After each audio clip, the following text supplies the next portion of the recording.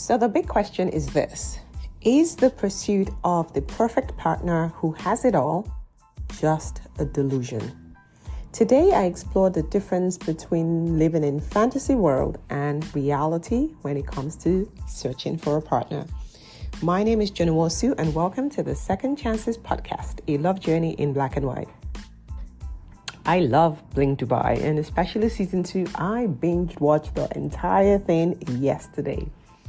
And something that really struck me was Farhana's dating journey of story, where she had hired this elite matchmaker to find her soulmate. As the experiences went on, you could see that Farhana had certain expectations of men. There were things she was more interested in, like the cars that they drove and the type of work that they did and the industry they were in and how they showed up and how they treated her. Everything was about her, and a lot of superficial things. And that led to her ignoring some of the nicer guys who were kinder and more expressive in terms of paying her compliments. Eventually, she ends up with a guy who is very in his masculine, albeit wounded masculine, but he wasn't giving her the attention that she wanted and paying her the compliments. And at the end of it, it led her to asking the forbidden question, what are we? Where is this headed? And of course, he answered with, we're just friends. We're just getting to know each other. I don't know. We'll see how it goes. So it really got me to thinking about how this applies to a lot of women, a lot of the women I work with. And at some point, it was my own story too.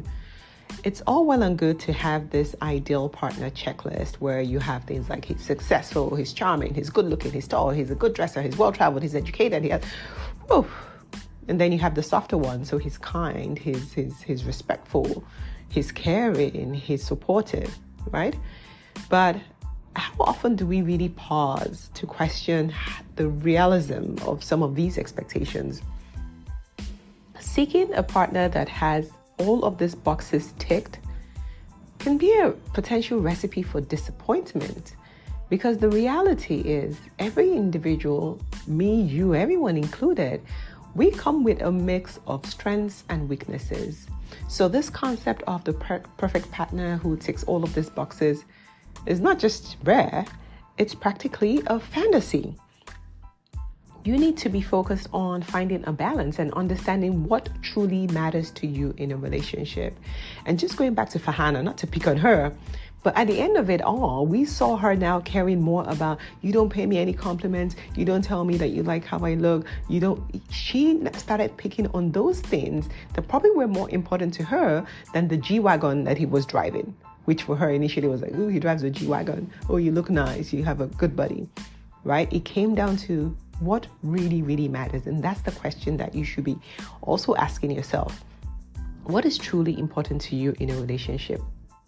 So consider this. You might find someone who's extremely successful, financially stable, the white picket fence house, the yacht, the first class or business class travels, but they may not always have time for a romantic relationship. They might not have time to be there on your birthday or to do many of the romantic gestures that you probably enjoy, or just to sit in the evenings and massage your feet or watch TV together.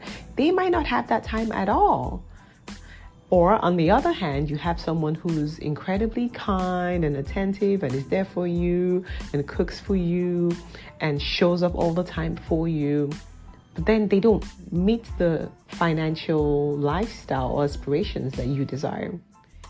It's all about figuring out how to navigate this. And it does start with self-reflection, self-awareness, understanding who you are, what your own core values are, not what you see on social media or what society or your family expects you to have. What are your own values? Is it financial security? Is it financial security? Is it emotional support? Is it shared interest in doing things together, having a common vision, having a common goal? What is it? What is it? You need to be able to prioritize these and be prepared to make some trade-offs, because finding someone who ticks all the boxes, like I said, is more of fantasy than reality. Another thing that people get wrong is this danger of overlooking great potential partners because they don't fit the perfect mold. And right now I'm talking about perfect mold. I'm talking about physically. It's so easy to get carried away by the physicality of someone, just judging a book by its cover, that you don't get to give them a chance of who they truly are on the inside. And you might be missing out on a lot of great opportunities because of this. So I really want to encourage you, but I'm not saying don't have a physical spec. Have a physical spec by all means. Have what you're attracted to, but leave room to go outside of that. Leave room to focus more on the things that are more important, things like the values that you have, that you've identified for yourself. Leave a window open and just stay open, and maybe you might just be surprised. So like I said, self-awareness is so key. You have to realize that you're flawed, I'm flawed, everybody is flawed. We're all imperfect human beings. And it's not about finding perfect human beings. It's two imperfect beings coming together and understanding that they're both flawed, but deciding to build something that is beautiful. You need to be understanding and accepting, as same way you expect them to be understanding of who you are and accepting you for who you are. So to sum it up, with my darling Farhana, I honestly have nothing against Farhana, but her story just reflected a very common pattern in a lot of older people who are seeking to find love, where they focus on the wrong things, and then when what they think they want shows up, now they realize that they want something else. So seeking a partner is not about finding someone who has it all. No, it's about finding someone whose values align with yours. Someone who compliments you, someone who challenges you to want to be the best version of yourself, not someone who brings out the worst in you. It's about give and take, deciding what your priorities are and what are some of the trade-offs that you're willing to let go of. Because the things at the top of the list, oh my God, it's the 80-20 rule, right? The things at the top of your list are so important that some other things that we think are important are not as important.